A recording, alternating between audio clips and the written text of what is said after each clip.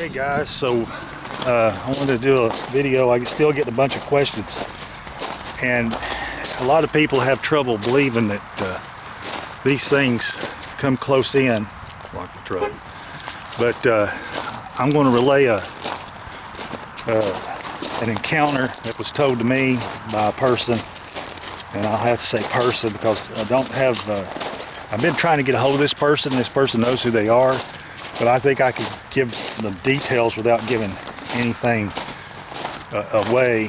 But if the person who told me this encounter sees this, I wish you'd contact me. You have my phone number, and I'm bad with names, and I forgot in the hustle and bustle to write it down last year when we talked. So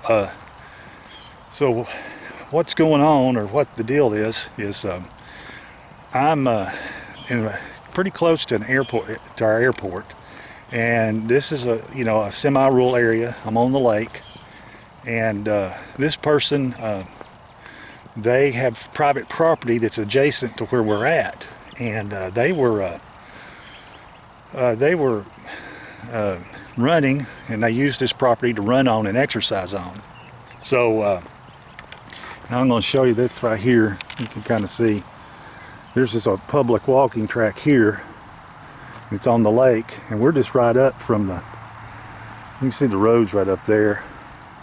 And then, of course, this is public property. We're going to walk down here. And so anyway, I was at the Gatlinburg Cryptid Conference, and it was over, and it was the hustle and bustle of it, and everybody's packing up and shaking hands and saying our goodbyes and everything, and just trying to get out of there. And this fella brings this person up, and this person comes up to me, and the guy says, "This is Scott Carpenter. This is the guy you're looking for." And so this person shook my hand and said, "I have been trying to get a hold of you. I've got a story to tell you." And I said, "You do?" And the person said, "Yeah, well, actually, it's about Dogman and an encounter I had a couple of years ago, and I've been trying to get a hold of you, and this is not my thing. And I saw that you were going to be speaking here, and so I came here to talk to you. So I said, come on over. Let's go. Let's talk." And so I'll walk over this way so you can see the area, or close to the area. So anyway, this person said, described where they were at, and basically this is private property off the walking part. And so the encounter happened right over in this area right here. So this person is training and running, and they have a private running track on that property over there, and they come down through here, and I believe rounded the curve over in this area. And the person said they've been doing this, there's houses and stuff, there's a community right over there. So this person is doing their thing, and they round a corner in the running trail, and there's an airplane taking off, and it's real loud. It's a commercial airport, so you got like a 737 or whatever taking off, and so it's making a lot of noise. And I think this allowed this person to get the drop on this Dogman. So this person rounds the corner, and I guess if you can imagine the way they described it, they were in the woods, and there was an open field beside him. Is like in a corner, like right there, and you can see behind the building.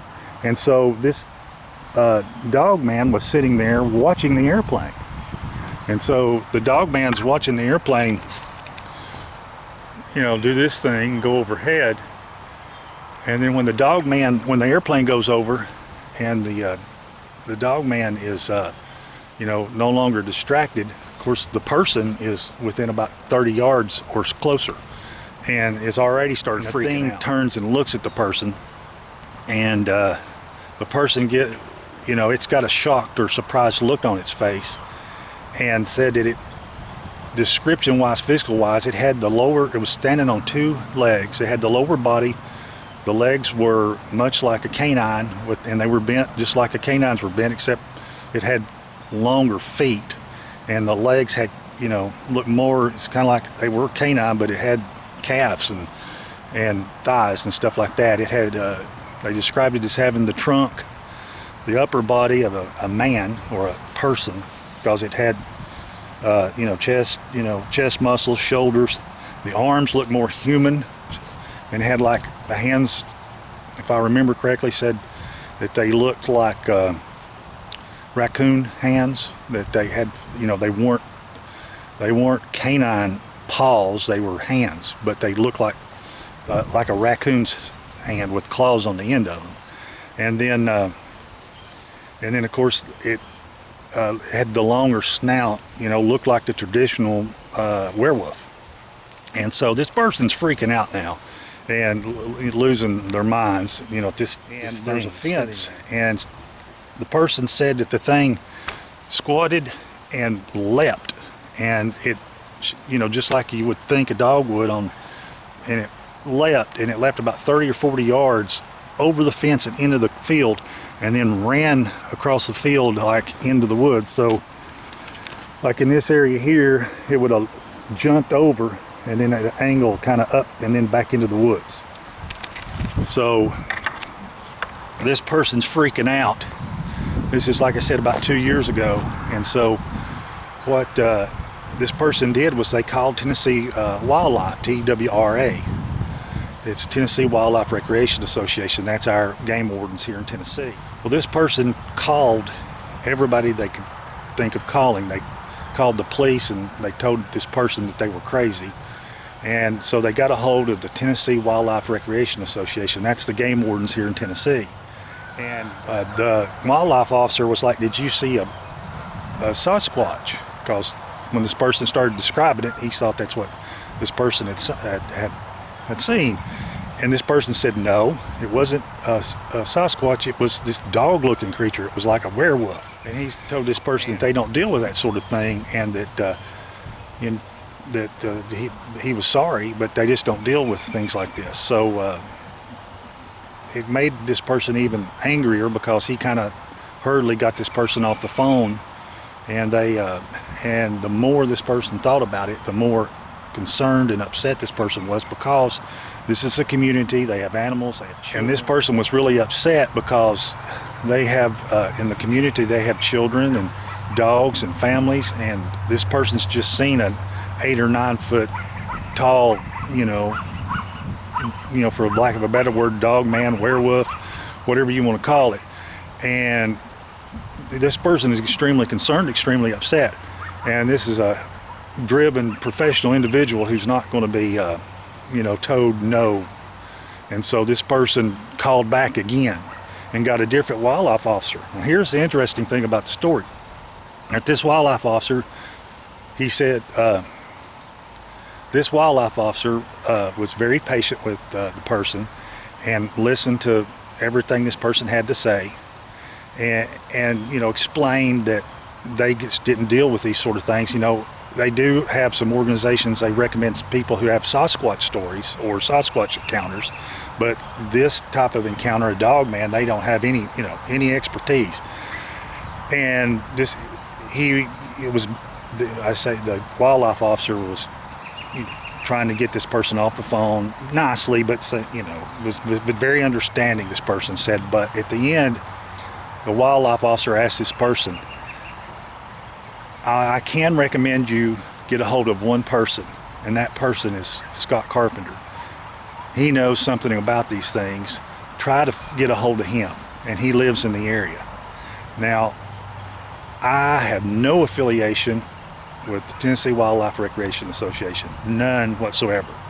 I had a couple of friends years ago that were wildlife officers that I have not even maintained contact, and I wasn't even doing any sort of research, quote research. I wasn't into this then.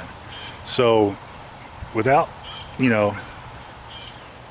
I guess the bottom line is Tennessee wildlife officers, at least this one, are aware of me, aware that I have videos of Dogman and other cryptids, and actually recommended this person contact me.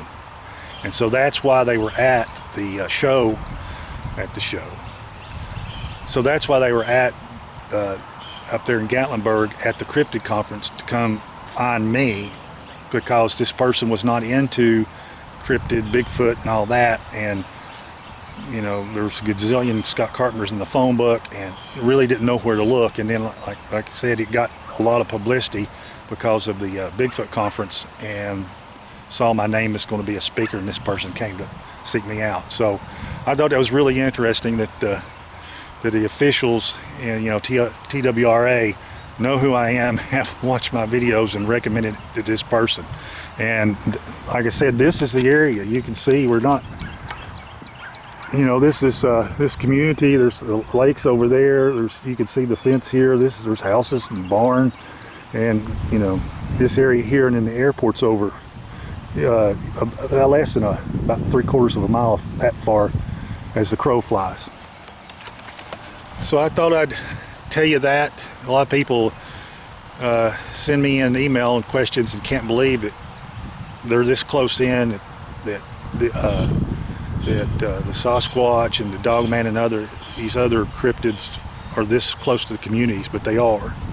And it's a hard pill to swallow, but they are close. They're not out in the wilderness like everybody thinks.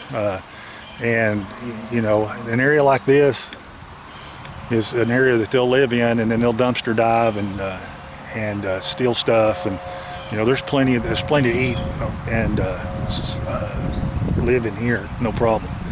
So I thought you'd find that interesting, and that kind of helps probably answer some questions that I'm getting about, you know, where are these things, where do they live. This goes back to helping people, because this person was, you know, disturbed, and there were no officials to take this person's account to, you know, had any response. You know, we're not going to send out some service to eradicate it, because we don't even think it exists. You know, so you know, this is part of the problem. Is, you know, I'm just glad that this wildlife officer knew who I was and recommended this person to contact me, so we could talk and I could let this person know they weren't crazy.